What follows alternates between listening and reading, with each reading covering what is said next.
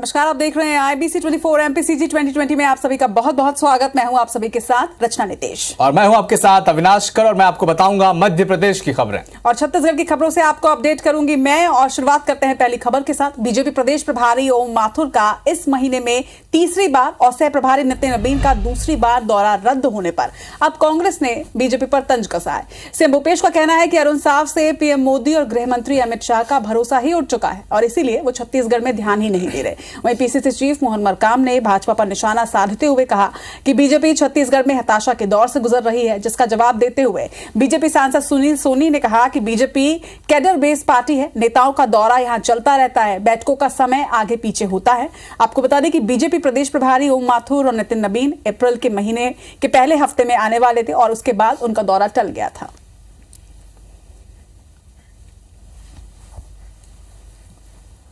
मुख्यमंत्री शिवराज सिंह चौहान सिवनी जिले के केवलारी में आयोजित लाडली बहना महासम्मेलन में शामिल हुए।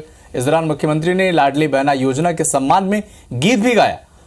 इससे पहले मुख्यमंत्री ने जिले को कई विकास कार्यों की भी सौगात दी। लेकिन मेरी तो लाखों बहनें हैं, आओ बहन मिलके एक बार ये गीत गुनगुनाए।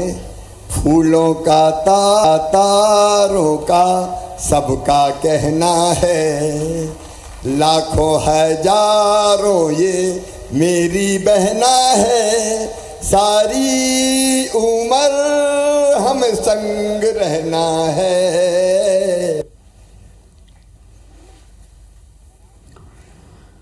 इधर छत्तीसगढ़ में भाजपा के पूर्व मंत्री राजेश मूणत ने मुख्यमंत्री भूपेश बघेल को चुनौती देते हुए कहा है कि मुख्यमंत्री एक उदाहरण बता दें जिसमें उन्होंने रायपुर शहर में 20 करोड़ रुपए के विकास कार्यों का भूमि पूजन या फिर लोकार्पण किया हो। उन्होंने ये भी कहा कि अगर मुख्यमंत्री बता देंगे तो वो राजनीति छोड़ देंगे। इधर राजेश मूणत ने गंभीर आरोप भी लगाए हैं और कहा कि मुख्यमंत्री की भेंट मुलाकात में प्रवेश से पहले ही लोगों से काले कपड़े उतरवा लिए जाते हैं, काले परिधान वाली महिलाओं को वापस घर भेज दिया जाता है। इस पर पलटवार करते हुए नगरीय प्रशासन मंत्री शिव डहरिया ने कहा कि हमारे पास रिकॉर्ड है, राजेश मूणत इस्तीफा तैयार रखें।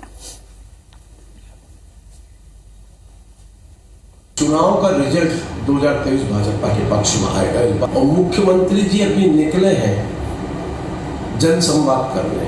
5 घंटे पश्चिम विधानसभा क्षेत्र में घूमे मुख्यमंत्री साहब, एक बड़ा काम बता दो। फिर क्या हो राजधानी के अंदर कि मुख्यमंत्री जी एक काम बता दो 20 करोड़ रुपए का जिसका भूमि पूजन आपने किया हो और उसका लोकार्पण आपने किया, मैं राजनीति छोड़ दूं। हमारे पास पूरे रिकॉर्ड है, हम दे देते हैं, पहले इस्तीफा तैयार रखें। हमारा काम पब्लिक देख रही है, जनता देख रही है और राष्ट्रीय स्तर का पहले नंबर का पुरस्कार प्रधानमंत्री जी ने हमारे राज्य को दिया है पूरे देश में।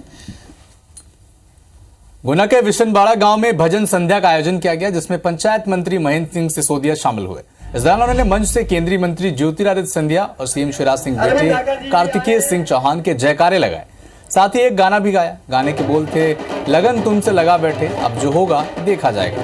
इसका वीडियो अब सोशल मीडिया पर वायरल हो रहा है।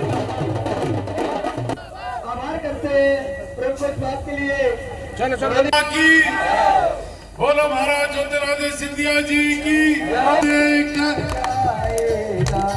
जो होगा देखा जाएगा, जो होगा देखा जाएगा, जो होगा देखा जाएगा।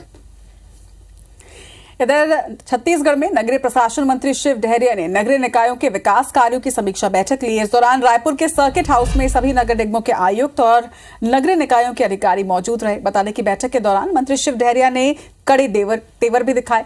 कार्यों में लापरवाही बरतने के चलते चिरमिरी नगर निगम आयुक्त को जहां नोटिस जारी किया गया है तो वहीं बड़े बचेली के सीएमओ को सस्पेंड कर दिया गया। मंत्री शिव डहरिया का कहना है कि समय समय पर इस तरह की कार्रवाई आवश्यक हो जाती है ताकि प्रशासनिक कामकाज में कसावट आ सके। सरकारी योजनाओं में जो कमी हुई है या निर्माण कार्यों में गुणवत्ता का अभाव पाया गया तो ऐसे लोगों के खिलाफ कार्रवाई भी की गई है। चिरमिरी के नगर निगम आयुक्त को नोटिस दिया गया है और यहाँ बड़े बचेली का सीएमओ है, जानकारी भी उन्हें दे पाई इसलिए उनको निलंबित किया गया है। और हम लोग चाहते हैं कि सरकार जो काम करती है वो काम गुणवत्तापूर्ण हो। एमपी के पूर्व मुख्यमंत्री और कांग्रेस प्रदेश अध्यक्ष कमलनाथ ने आज सागर जिले के बीना में जनसभा को संबोधित किया। कमलनाथ ने मंडलम सेक्टर की बैठक भी ली। कमलनाथ ने सागर जिले में शासन और प्रशासन के दुरुपयोग का आरोप लगाया और कहा कि 5 महीने बाद कांग्रेस की सरकार बनने के बाद हिसाब लिया जाएगा। कमलनाथ ने कहा कि किसान मुआवजे के लिए भटक रहा है, लेकिन उन्हें मुआवजा नहीं मिल रहा।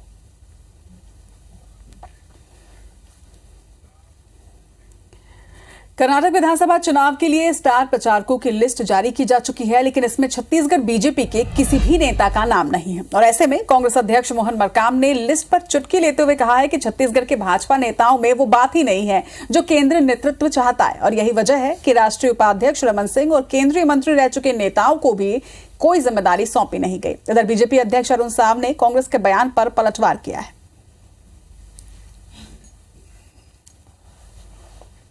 अभिनेता सोनू सूद एमटीवी रोडीज के सीजन 19 को होस्ट करते नजर आएंगे। शो के प्रमोशन के सिलसिले में वो इंदौर पहुंचे। इस दौरान उन्होंने राजनीति में आने की अटकलों पर फिलहाल विराम लगा दिया। मीडिया ने उनसे सवाल किया कि क्या वो राजनीति में आएंगे, जिसका जवाब देते हुए उन्होंने कहा कि अभिनय के क्षेत्र में रहकर जनता की सेवा की जा सकती है, लेकिन आगे उन्होंने कहा कि अगर भविष्य में संभावना बनती है तो देखा जाएगा।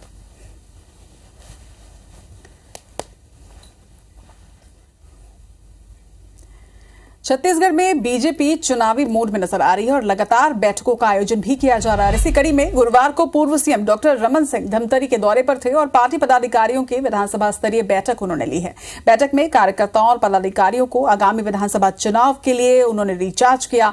वहीं रमन सिंह का कहना है कि एक सर्वे में ये बात सामने आई है कि प्रदेश में कांग्रेस विधायक और सरकार की स्थिति जनता के बीच ठीक नहीं है। उन्होंने राज्य सरकार पर आरोप भी लगाए, कहा कि कांग्रेस सरकार में ईसाई मिशनरी फल फूल रहा है।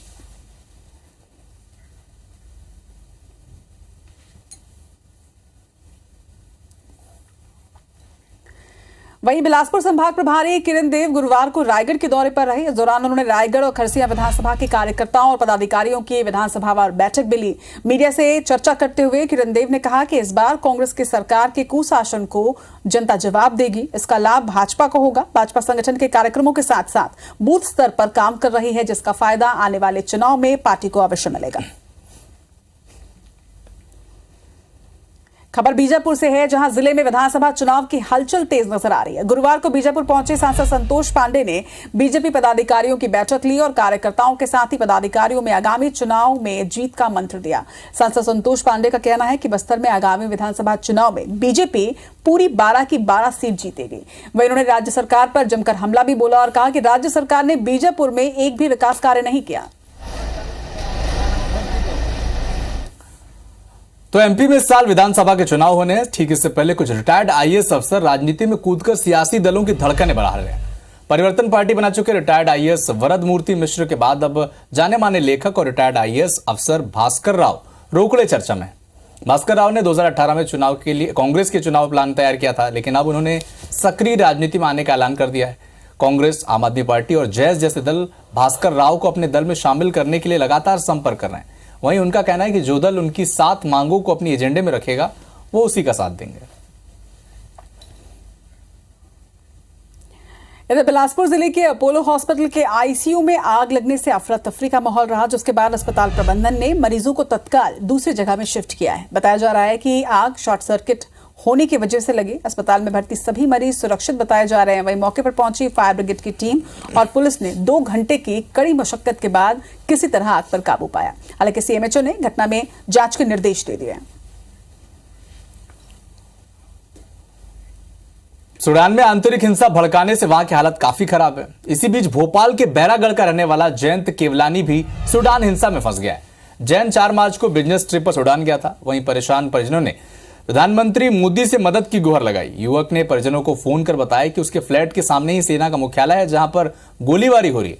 कई कारतूस फ्लैट में आकर गिर रहे हैं। बता दें कि सूडान में सेना और पैरामिलिट्री रैपिड सपोर्ट फोर्स के बीच वर्चस्व को लेकर जबरदस्त संघर्ष हो रहा है। खबर छत्तीसगढ़ के बलरामपुर से, जहां जिले में स्थित कन्हर नदी में बने एनीकट में मरम्मत नहीं होने की वजह से पिछले 36 घंटे के अंदर पूरा पानी यहां से बह चुका है। पानी बहने से जिले में पानी की किल्लत जहां हो रही है। आपको बता दें कि कन्हर नदी में पानी को रोकने के लिए सालों पहले एक एनीकट का निर्माण किया गया था, मगर घटिया मटेरियल और प्रशासन की लापरवाही के चलते अब एनीकट का निर्माण सही ढंग से नहीं हो पाया, जिसकी वजह से नदी का सारा पानी बह रहा है। नदी सूखने से शहर में पानी की सप्लाई पर भी असर पड़ा है। वही मामले में जल संसाधन विभाग के अधिकारियों ने कुछ भी कहने से इनकार कर दिया। तो एसडीएम का कहना है कि शहर में पानी की समस्या ना हो, इसके लिए नदी में गड्ढे खुदवाए गए हैं। जबलपुर नगर निगम सालों कबाड़ में तब्दील हो चुकी सिटी बसों में रैन बसेरा खोलने जा रहा है। साथ ही इन बसों में नर्मदा के तट पर आने वाली महिला श्रद्धालुओं के लिए चेंजिंग रूम भी बनाए जा रहे हैं। अब तक 2 बसों को जरूरत के मुताबिक अंदर से लेकर बाहर तक मॉडिफाइड कर लिया गया है। बसों के अंदर की सीट निकालकर फर्श को दुरुस्त किया गया और रैन बसेरा की शक्ल देने लाइट, पंखे और गद्दे भी लगाए गए हैं।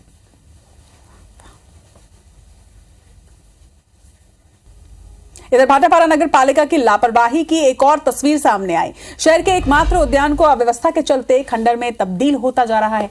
ये तस्वीर मोती गार्डन की है जो आप देख रहे हैं, जहां पर देखरेख के अभाव में गार्डन में स्थापित झूले, फिसल पट्टियां, ओपन जिम का क्या हाल है, ये तस्वीरें खुद बयान कर रही हैं। ओपन जिम के सामान सहित फव्वारे सभी ही बुरे हाल में अस्त व्यस्त हैं। पेड़ पौधे और फूलों की भी बात करें तो इनकी जगह अब खरपतवार ने ले ली है। सुरक्षा नहीं होने के चलते शाम होते ही यहां पर असामाजिक तत्वों का अड्डा बनता जा रहा है। इधर सरगुजा में एक बार फिर से IBC 24 की खबर का असर हुआ है, जहां पर सीतापुर के जंगलों में भीषण आग लगने की खबर प्रमुखता के साथ दिखाई गई थी।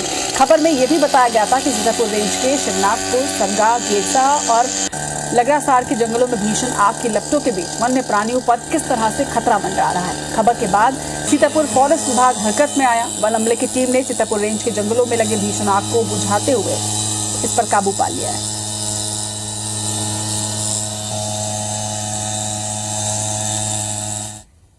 जबलपुर में बीते 37 दिनों से अपनी मांगों को लेकर अनिश्चितकालीन हड़ताल पर बैठी आशा और उषा कार्यकर्ताओं को पुलिस ने टाउन हॉल में कैद कर लिया। दरअसल 20 अप्रैल को सीएम शिवराज सिंह चौहान का जबलपुर दौरा प्रस्तावित था, लिहाजा आशा कार्यकर्ताएं सीएम से मुलाकात के लिए टाउन हॉल में एकजुट हुई थी। कार्यकर्ता सीएम से मिलने के लिए कार्यक्रम स्थल के लिए रवाना होती। इससे पहले ही पुलिस ने टाउन हॉल में मेन गेट पर ताला जड़ दिया और भीतर कार्यकर्ताओं को कैद कर दिया। खराब मौसम के चलते सीएम का दौरा रद्द हो गया। इसके बाद पुलिस ने टाउन हॉल का ताला खोला और कार्यकर्ताओं को बाहर निकाल दिया। छत्तीसगढ़ के फार्मासिस्ट एसोसिएशन ने 3 साल का डॉक्टरी प्रशिक्षण हासिल करने वाले आरएमए के खिलाफ अब मोर्चा खोल दिया है।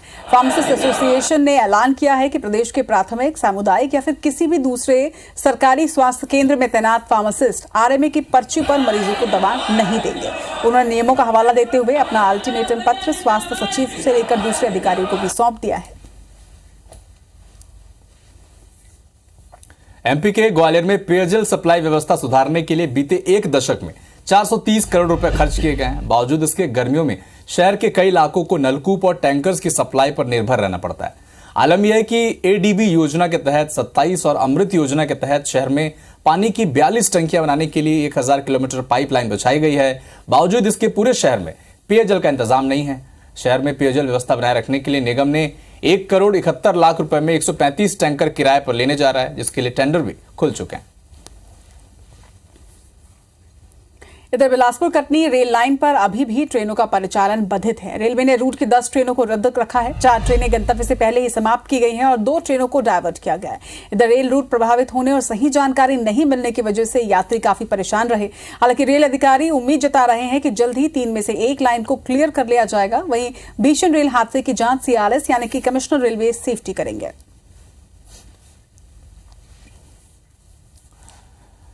एमपी के सियासी गलियारों में खबर यह है कि सरकार जल्दी ही कोऑपरेटिव सोसाइटी में नियुक्ति करने जा रही है, लेकिन इससे पहले ग्वालियर में कोऑपरेटिव सोसाइटी चुनाव को लेकर जनहित याचिका दायर की गई है। यह याचिका हाईकोर्ट की ग्वालियर बेंच में दायर की गई, जिसमें दलील दी गई कि कोऑपरेटिव सोसाइटी के बैंकों में चुनाव नहीं होने से भ्रष्टाचार बढ़ा है। याचिका के मुताबिक अकेले ग्वालियर चंबल अंचल में 10,000 करोड़ से ज्यादा का घपला हुआ है।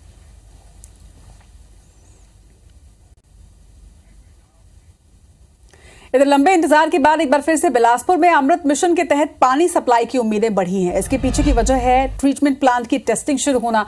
निगम अमृत मिशन के तहत शहर में पेयजल की सप्लाई करने जा रहा है। योजना के शुरू होते ही बिलासपुर ट्यूबवेल आधारित जल प्रदाय योजना वाले शहरों की लिस्ट में से बाहर हो जाएगा। शहर में शुद्ध पेयजल आपूर्ति और ग्राउंड वाटर बचाने के लिए साल 2017 से बिलासपुर में अमृत मिशन योजना की शुरुआत की गई थी। एमपी में कोरोना वायरस संक्रमण के बढ़ते खतरे के बीच राष्ट्रीय स्वास्थ्य मिशन के हजारों संविदा स्वास्थ्य कर्मी एक बार फिर से अनिश्चितकालीन भूख हड़ताल पर चले गए। संविदा स्वास्थ्य कर्मचारी संघ के बैनर तले प्रदेश के सभी 52 जिलों में 32,000 संविदा स्वास्थ्य कर्मचारी अपनी मांगों के समर्थन में हड़ताल पर हैं। हड़ताली कर्मचारियों का कहना है कि वो साल 2013 से समय समय पर अपनी मांगों को लेकर हड़ताल कर रहे हैं, लेकिन सरकार की ओर से उन्हें सिर्फ केवल आश्वासन मिल रहा है। हड़ताली कर्मचारियों को कांग्रेस का भी समर्थन मिला। कर्मचारियों की मांग है कि उन्हें वरिष्ठता के आधार पर स्वास्थ्य विभाग में खाली पदों पर समायोजित किया जाए। तो ये थी मध्य प्रदेश छत्तीसगढ़ की वो 20-20 खबरें जिन पर आपकी नजर थी। फिलहाल हमें दीजिए इजाजत। नमस्कार।